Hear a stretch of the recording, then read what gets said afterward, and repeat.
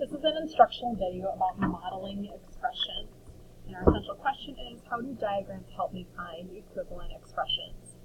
So I wanted to bring through a couple examples to help you understand what exactly this looks like. So this first one here, we have 3a minus 3. The situation that can be modeled with this is we have 3 boxes each contain a apples. We'll need to take 3 of those apples. So we have our 1, 2, 3 boxes. There are a apples in each of them. So you see modeling a apples in each one. A is unknown.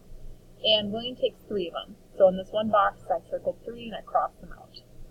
Well, if you take a look here, an equivalent expression of that would be, I had 2 boxes of A, and then I had a box of A, but then I had 3 taken away, which is the same thing. Well, 2 A boxes is like A plus A plus A, and then I'm taking 3 out. Something that is not equivalent to that would just be saying that 3a minus 3 is equal A. Those are not equivalent. A lot of students will think that because they think that 3 just gets taken away, but that's not true. You have 2 separate things, and we talked about in class if we have algebra tiles, you have rectangles versus squares. This other one here, I have 4b minus b, so I have Hannah had 4 stamp albums with b stamps each, and she gives 1 album away, so here are her 4 albums in my diagram. She gives 1 away, which is the same thing as saying 4b minus b. The same thing as she had 4 of them, and then 1 got taken away, which is saying she had 4, and 1 got taken away, so then she has 3 left. A non-equivalent expression would be that 4b minus b is equal to 4.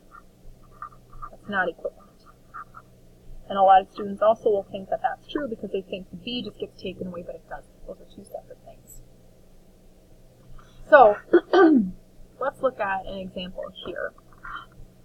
So we have 4 plus 3d. Let's just make a situation, so because we want to be able to describe a situation, make a diagram, and then circle expressions that are equivalent to it. So I have 4 plus 3d. So Sandy has 4 candies. She gets 3 bags containing D candies. So our diagram, she had 1, 2, 3, 4 candies, and now she has 1, 2, 3 bags containing D of those candies. We don't know how many candies are in there. So equivalent equations, well, look, it's not 7 of these.